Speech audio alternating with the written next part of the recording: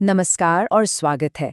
आज हम भारतीय संविधान के बिल्कुल दिल यानी उसके सबसे जरूरी हिस्से को समझने वाले हैं, हमारे मौलिक अधिकार मतलब फंडामेंटल राइट्स। ये सिर्फ कानून की किताबों में लिखी बातें नहीं हैं, बल्कि ये वो गारंटीज हैं जो हम सब, हर भारतीय नागरिक को एक सम्मान वाली जिंदगी जीने का हक देती हैं। चलिए इसको एकदम आसान शब्दों में समझते हैं। तो ये है हमारा आज का रोड मैप। हम सबसे पहले समझेंगे कि फंडामेंटल राइट्स असल में हैं क्या। फिर एक एक करके राइट टू इक्वालिटी और राइट टू फ्रीडम पर बात करेंगे। उसके बाद शोषण के खिलाफ अधिकार, धार्मिक आज़ादी और कल्चरल राइट्स को देखेंगे। और हाँ, सबसे आखिर में जानेंगे कि अगर इन अधिकारों को कोई छीनने की कोशिश करे तो हमारे पास क्या रास्ता है। तो चलिए शुरू करते हैं सबसे पहले और सबसे बुनियादी सवाल से। ये फंडामेंटल राइट्स आखिर हैं क्या? देखिए, आसान भाषा में कहें तो ये वो बेसिक राइट्स हैं जो किसी भी इंसान की ओवरऑल डेवलपमेंट के लिए ज़रूरी हैं। और संविधान ने इन्हें इतनी मजबूती दी है ना कि सरकार भी इन्हें यूं ही नहीं छीन सकती। अच्छा, अब इन मौलिक अधिकारों की कुछ खास बातें हैं। पहली बात, इनका आइडिया हमें मिला है यूएसए के बिल ऑफ राइट्स से, और ये हमारे संविधान के पार्ट 3 में दिए गए हैं। इतना ही नहीं, इन्हें भारत का मैग्ना कार्टा भी कहा जाता है। दूसरी बात, ये अधिकार अनलिमिटेड नहीं है, मतलब देश की सुरक्षा या पब्लिक ऑर्डर जैसी वजहों से सरकार इन पर कुछ रीजनेबल रिस्ट्रिक्शंस लगा सकती है। लेकिन सबसे ज़रूरी बात यह है कि ये जस्टिशिएबल हैं। इसका मतलब ये कि अगर सरकार इनका उल्लंघन करती है तो हम सब सीधे कोर्ट जा सकते हैं और अपने अधिकारों की रक्षा के लिए गुहार लगा सकते हैं। यही इनकी सबसे बड़ी ताकत है। आपको पता है, जब हमारा संविधान बना था तब असल में कुल 7 फंडामेंटल राइट्स दिए गए थे। ये एक तरह से नागरिकों के लिए एक मजबूत सुरक्षा कवच जैसा था। लेकिन फिर 1978 में एक बहुत बड़ा बदलाव हुआ। 44th संविधान संशोधन के जरिए संपत्ति के अधिकार यानी राइट टू प्रॉपर्टी को फंडामेंटल राइट्स की लिस्ट से हटा दिया गया। अब ये एक लीगल राइट तो है, पर फंडामेंटल राइट नहीं रहा। और बस इसी बदलाव के बाद आज हमारे पास कुल 6 मौलिक अधिकार हैं। यही 6 अधिकार हमारे लोकतंत्र की नींव हैं। और अब हम इन्हीं के बारे में एक एक करके बात करने वाले हैं। तो एक सवाल उठता है कि ये अधिकार हमें मिले किसके खिलाफ हैं? इसका जवाब देता है आर्टिकल 12। ये अधिकार हमें स्टेट यानी राज्य के खिलाफ मिले हैं। अब यहाँ राज्य का मतलब सिर्फ सेंट्रल या स्टेट गवर्नमेंट नहीं, इसमें संसद, विधानसभा, नगरपालिका, पंचायत, यहाँ तक कि LIC और ONGC जैसी सरकारी कंपनियां भी शामिल हैं। असल में ये सरकार की हर एजेंसी पर एक लगाम है। और आर्टिकल 13 तो इन अधिकारों का सिक्योरिटी गार्ड है। ये साफ साफ कहता है कि कोई भी कानून, चाहे वो पुराना हो या नया, अगर वो किसी भी फंडामेंटल राइट को कम करता है या छीनता है तो वो कानून उसी वक्त रद्द माना जाएगा, यानी वॉइड हो जाएगा।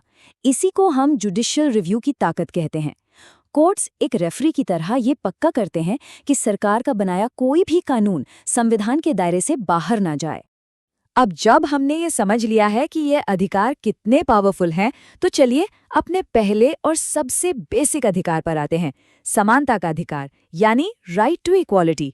ये अधिकार आर्टिकल्स 14 से 18 तक दिए गए हैं और ये पक्का करते हैं कि कानून की नज़र में सब बराबर हों।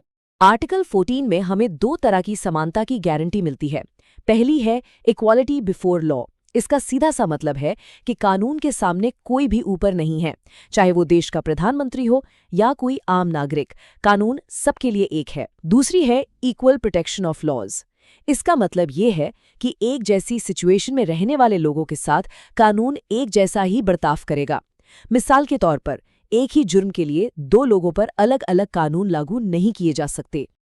अब आता है आर्टिकल 15 जो भेदभाव पर रोक लगाता है। ये कहता है कि किसी भी नागरिक के साथ सिर्फ धर्म, जाति, लिंग या जन्म की जगह के आधार पर किसी भी पब्लिक प्लेस जैसे दुकान, होटल या कुएं, तालाब पर भेदभाव नहीं होगा। लेकिन हाँ, इसी आर्टिकल में एक बहुत ज़रूरी बात भी है। ये सरकार को उन सेक्शंस के लिए स्पेशल प्रोविजन बनाने की इजाज़त देता है जो हिस्टोरिकली पीछे रह गए हैं, जैसे महिलाएं, बच्चे या पिछड़े वर्ग। इसी को हम अफर्मेटिव एक्शन कहते हैं, जिसका मकसद सबको एक लेवल पर लाना है। सरकारी नौकरियों में बराबरी लाने के लिए है आर्टिकल 16 और इसी के तहत आता है रिजर्वेशन का प्रावधान। इसकी कहानी काफ़ी लंबी है। 1953 में पहला बैकवर्ड क्लास कमीशन बना, फिर 1979 में आया मंडल कमीशन और फिर 1990 में प्रधानमंत्री वीपी सिंह ने मंडल कमीशन की 27% ओबीसी रिजर्वेशन की सिफारिश को लागू कर दिया। इसके बाद ये मामला सुप्रीम कोर्ट पहुंचा और 1992 के ऐतिहासिक इंदिरा साहनी केस में कोर्ट ने रिजर्वेशन को तो सही ठहराया, लेकिन दो बड़ी शर्तें लगा दी। एक तो 50% की सीमा तय कर दी और दूसरा क्रीमी लेयर का कॉन्सेप्ट दिया ताकि इसका फायदा सिर्फ उन्हीं तक पहुंचे जिन्हें इसकी सबसे ज्यादा जरूरत है। आर्टिकल 17 भारतीय संविधान के सबसे क्रांतिकारी आर्टिकल्स में से एक है। ये अनटचेबिलिटी यानी छुआछूत को पूरी तरह से खत्म करता है और इसे एक सजा दिए जाने वाला अपराध बनाता है। ये सिर्फ एक कानून नहीं था, बल्कि हमारे समाज की एक बहुत बड़ी और पुरानी बुराई पर सीधा हमला था। इक्वालिटी के प्रिंसिपल को और मजबूत करने के लिए है आर्टिकल 18, जो उपाधियों का अंत करता है। अब कोई महाराजा, राय बहादुर जैसे टाइटल्स इस्तेमाल नहीं कर सकता जो ब्रिटिश राज में दिए जाते थे। हाँ, सिर्फ मिलिट्री और एकेडमिक टाइटल्स जैसे कर्नल या डॉक्टर इस्तेमाल किए जा सकते हैं। इसका मकसद ये था कि किसी को भी सिर्फ जन्म के आधार पर कोई खास दर्जा ना मिल पाए।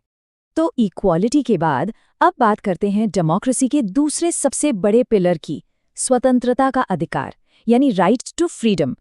ये अधिकार आर्टिकल्स 19 से 22 में दिए गए हैं और यही हमें अपनी बात कहने, कहीं भी आने जाने और अपनी जिंदगी अपनी शर्तों पर जीने की आज़ादी देते हैं। आर्टिकल 19 एक तरह से आज़ादियों का एक पूरा पैकेज है।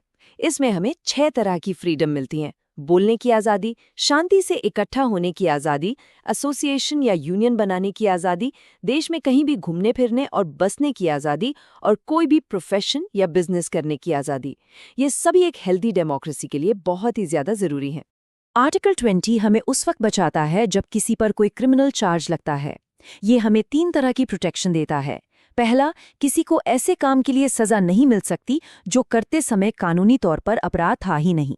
दूसरा, एक ही जुर्म के लिए किसी को 2 बार सजा नहीं हो सकती। और तीसरा, किसी को भी खुद अपने ही खिलाफ गवाही देने के लिए मजबूर नहीं किया जा सकता।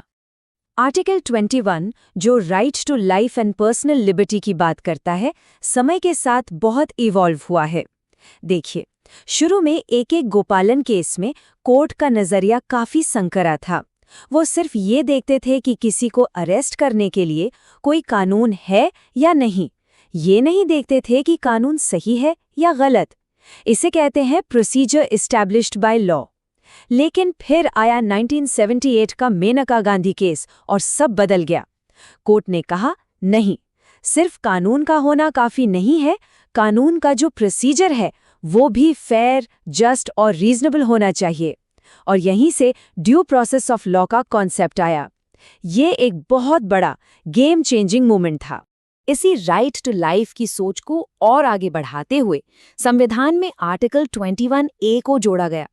ये एक ऐतिहासिक कदम था जिसने 6 से 14 साल के हर बच्चे के लिए फ्री और कंपल्सरी एजुकेशन को एक फंडामेंटल राइट बना दिया। इसका मतलब ये है कि अब शिक्षा सिर्फ एक जरूरत नहीं, बल्कि हर बच्चे का संवैधानिक हक है।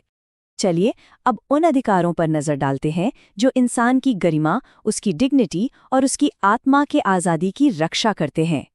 ये हैं शोषण के विरुद्ध अधिकार और धार्मिक स्वतंत्रता का अधिकार। ये 2 आर्टिकल समाज के सबसे कमजोर लोगों के लिए एक ढाल का काम करते हैं। आर्टिकल 23 इंसानों की खरीद फरोख्त मतलब ह्यूमन ट्रैफिकिंग और बंधुआ मजदूरी पर पूरी तरह से रोक लगाता है।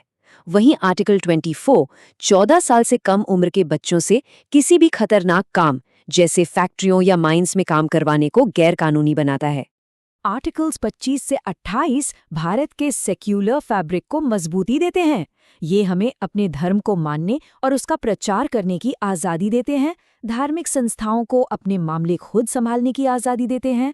ये पक्का करते हैं कि टैक्स पेयर्स का पैसा किसी एक खास धर्म को प्रमोट करने में खर्च न हो और सरकारी स्कूलों में धार्मिक शिक्षा को अनिवार्य नहीं बनाते।